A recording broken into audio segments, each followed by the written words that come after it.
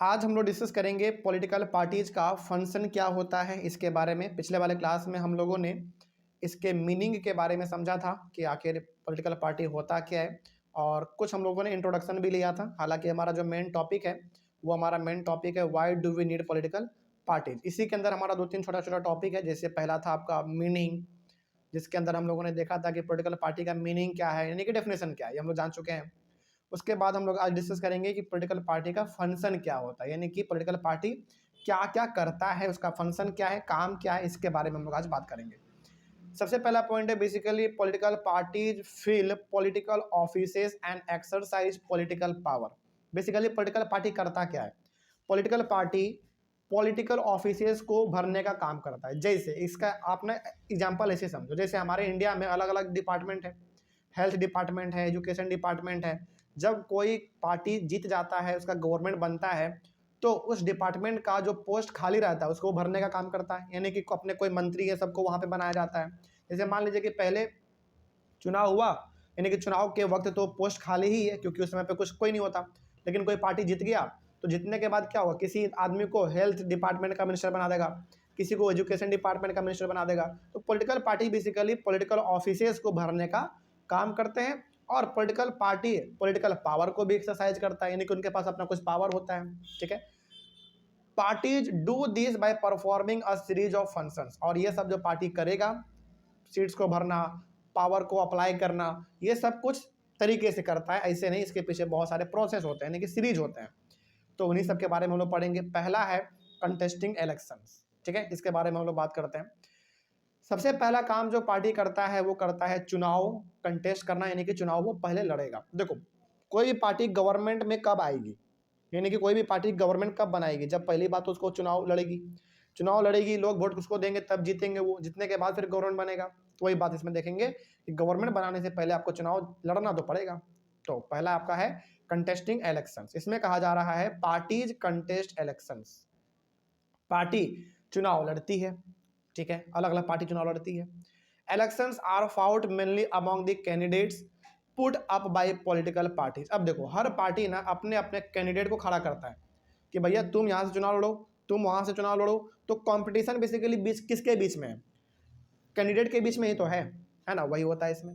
Parties select their candidates in different ways. अब party जो है ना कैंडिडेट को अलग अलग तरीके से चुनती है। अब कैसे चुनेगी, हमने आपको बताया था पिछले वाले क्लास में कि जिसका कास्ट का संख्या ज़्यादा रहेगा जिस जगह पर, पॉलिटिकल पार्टी का लीडर उसी को वहाँ से चुनाव में लड़वा देता है, खड़ा कर देता है कि भैया तुम यहाँ से चुनाव लड़ो क्योंकि तुम्हारे कास्ट का आदमी यहाँ पे ज़्यादा है, तुमको वोट ज़्यादा मिल जाएगा। तो अलग अलग तरीके से वो लोग कैंडिडेट को सेलेक्ट करते हैं। फॉर एग्जाम्पल के तौर पर इन USA members and supporters of a party choose it's candidates. बात करें USA का, यहाँ पे एग्जाम्पल दिया गया यूनाइटेड स्टेट ऑफ अमेरिका का। अमेरिका में कैंडिडेट को कौन चुनता है पता है?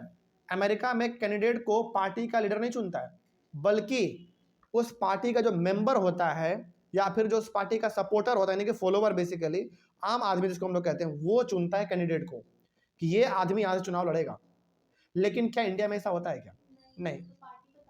हाँ, इंडिया में बेसिकली पार्टी का लीडर डिसाइड करता है कि कौन आदमी चुनाव कहाँ से लड़ेगा, है ना। लेकिन USA में ऐसा नहीं होता। USA में पार्टी का मेंबर यानी कि सारे लोग और उसके सारे सपोर्टर्स, बेसिकली फॉलोवर हम लोग कह सकते हैं, वो डिसाइड करता है कि कौन आदमी कहाँ से चुनाव लड़ेगा। लेकिन इंडिया में क्या होता है? In India top party leaders choose candidates for contesting elections. तो पार्टी का जो टॉप लीडर होता है वही बैठ कर डिसाइड करता है कि कौन आदमी चुनाव कहाँ से लड़ेगा। तो ये पहला हो गया हमारा कंटेस्टिंग इलेक्शंस।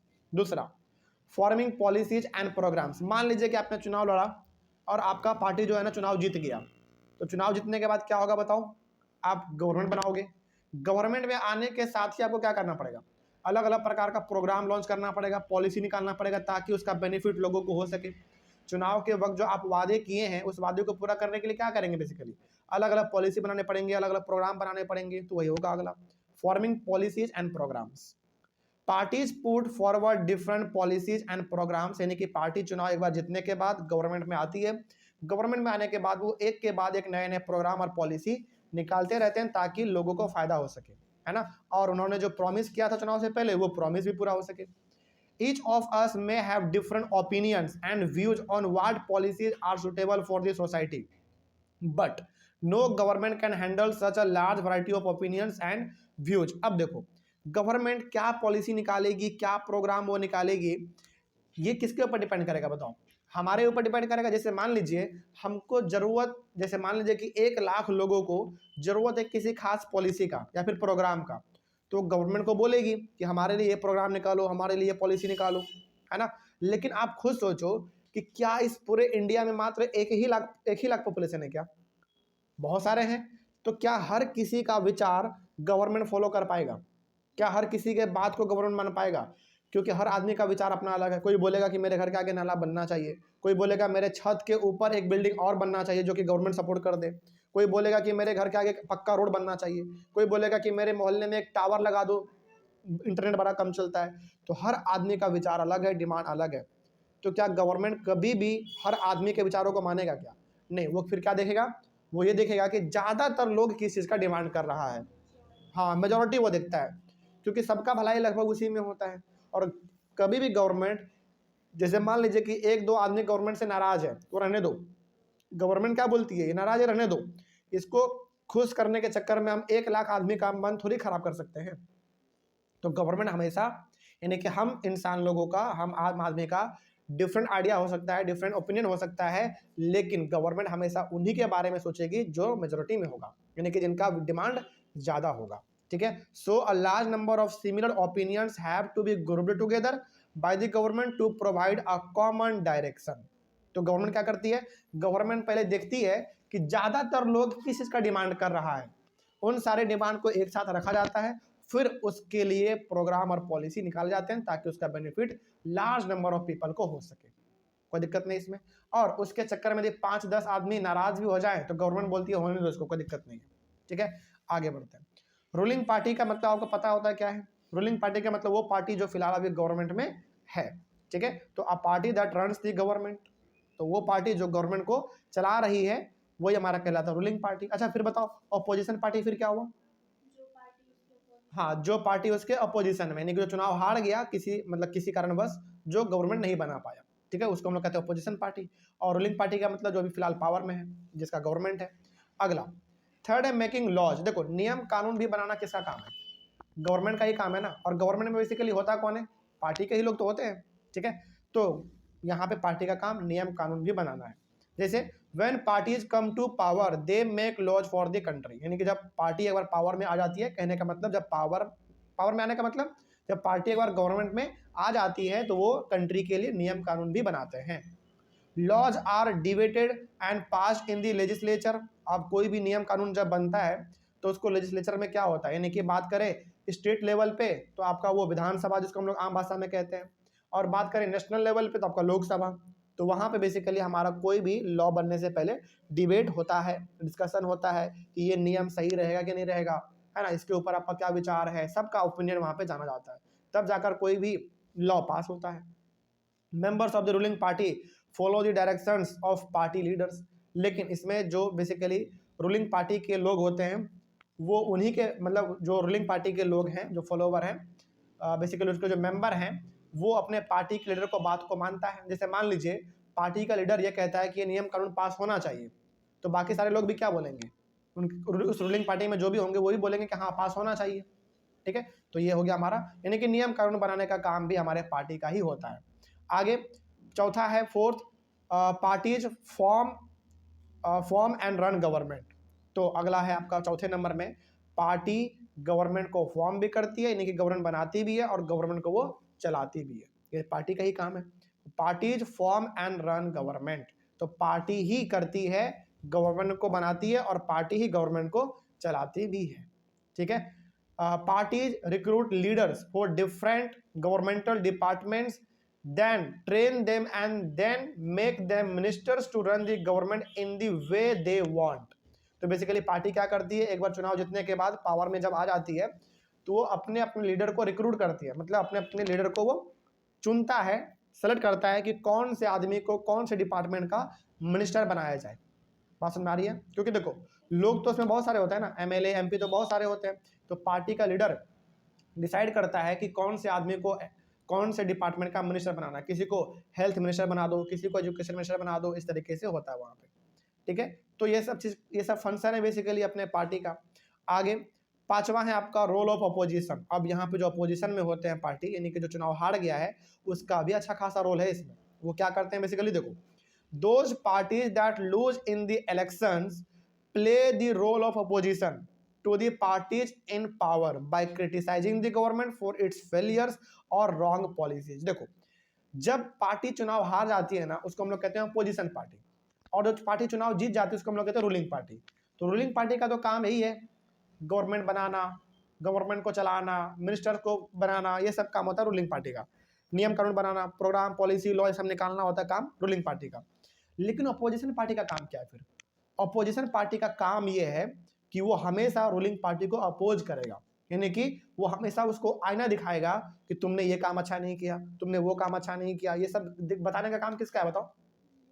अपोजिशन का है, अपोजिशन का। जैसे मान लीजिए कि रूलिंग पार्टी ने कोई नियम कानून निकाला, ठीक है, और वो नियम कानून अपोजिशन को ठीक नहीं लगा, तो वो क्या बोलेगा कि आपने जो नियम कानून निकाला ये वाला, ये खराब है, अच्छा नहीं, इसको वापस ले लो, इसको खत्म कर दो। वैसे होता है।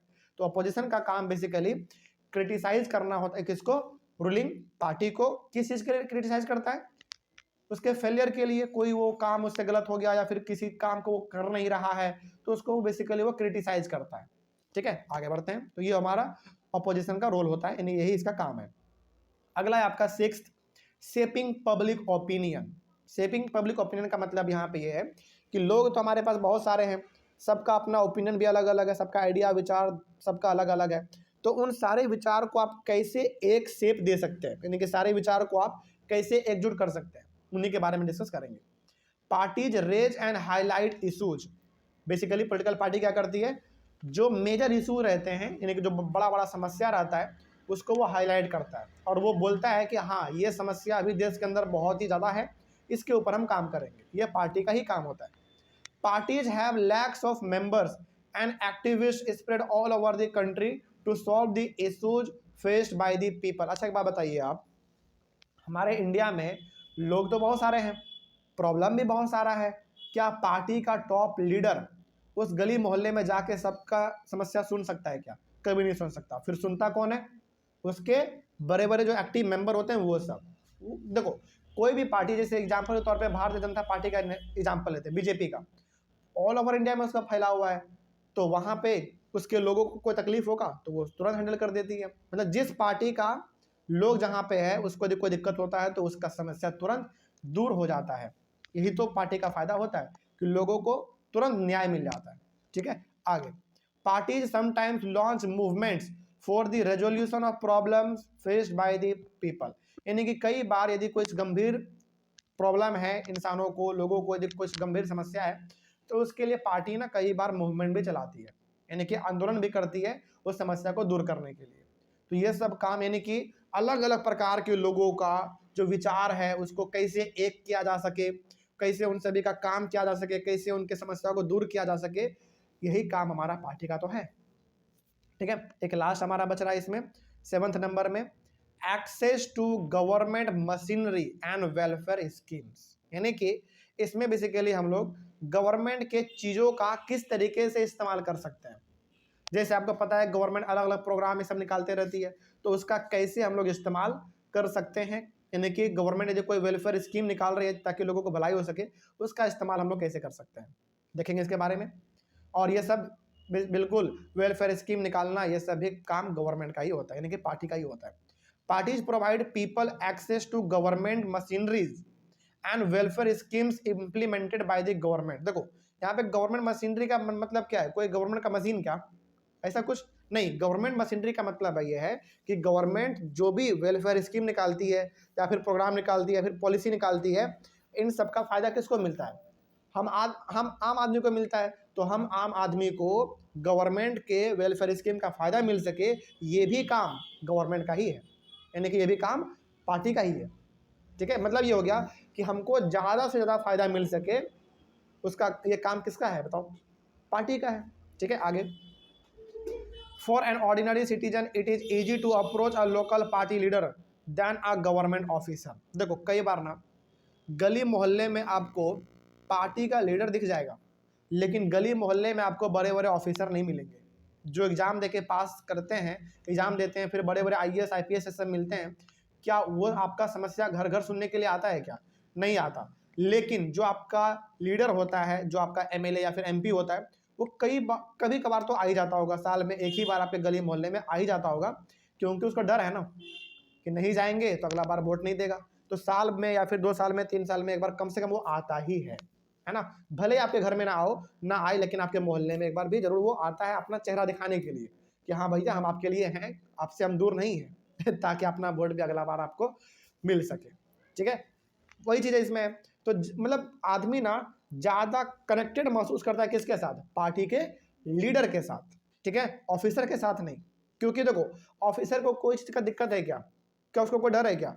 उसको कोई नहीं हटा सकता, क्योंकि भाई वो एग्जाम दे के आया है, बड़े एग्जाम को दे के पास किया तब वो ऑफिसर बना है। लेकिन जो पार्टी का लीडर होता है उसको बड़ा डर होता है, काम नहीं करेंगे अगला बार वोट नहीं देगा, इसीलिए वो कम से कम आ जाता है। इसीलिए आदमी ज़्यादा कनेक्टेड जो महसूस करता है वो पार्टी के लीडर के साथ करता है, ऑफिसर के साथ नहीं करता।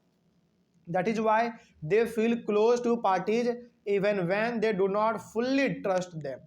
यही कारण है कि आदमी ज़्यादा क्लोज किसके साथ महसूस करता है? पार्टी के साथ।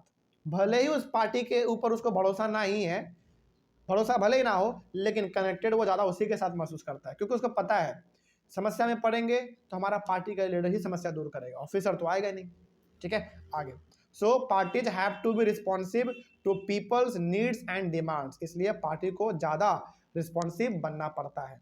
रिस्पॉन्सिव क्यों बनना पड़ता है भाई? क्योंकि पार्टी के पास ही लोग ज़्यादा जाते हैं अपने समस्याओं को लेकर, पार्टी के लीडर के पास बेसिकली, कि सरकार हमारा ये हो गया, हुजूर हमारा ये कर दो, वो कर दो, इस तरीके से। ऑफिसर के पास बहुत कम जाते हैं लोग, क्योंकि उनको पता है ऑफिसर के पास जाएंगे तो जल्दी हमारा बात सुनेगा नहीं, और बड़ा लंबा लाइन लगा रहता है वहाँ पे। लेकिन पार्टी के लीडर के पास आप जाओ, आपका तुरंत बात वो सुनेगा, क्योंकि उसको पता है नहीं सुनेंगे ना अगला बार मार के भगा देगा, उसके अपने गली मोहल्ले से वोट भी नहीं देगा। ठीक है, आगे। Otherwise people can reject those parties in the next elections. यदि वो ऐसा काम नहीं करेगा, रिस्पॉन्सिव नहीं रहेगा, लोगों के रिस्पॉन्सिबिलिटी को नहीं समझेगा, तो अगले साल वो चुनाव को हार जाएगा, चुनाव में अगले साल हार जाएगा। सिंपल सी बात है। ऐसा ही हमारा फंक्शन है पॉलिटिकल पार्टीज का। तो 7 फंक्शन है पॉलिटिकल पार्टी का। क्या इसमें कोई दिक्कत आप लोगों को? अब चलो, इस तरीके से आपका ये टॉपिक भी कंप्लीट हुआ। नेक्स्ट क्लास में हम डिस्कस करेंगे नेसेसिटी, यानी कि आखिर पॉलिटिकल पार्टी जरूरी क्यों है, नेसेसरी क्यों है, इसके बारे में हम लोग अपने अगले वाले क्लास में डिस्कस करेंगे। Thank you very much.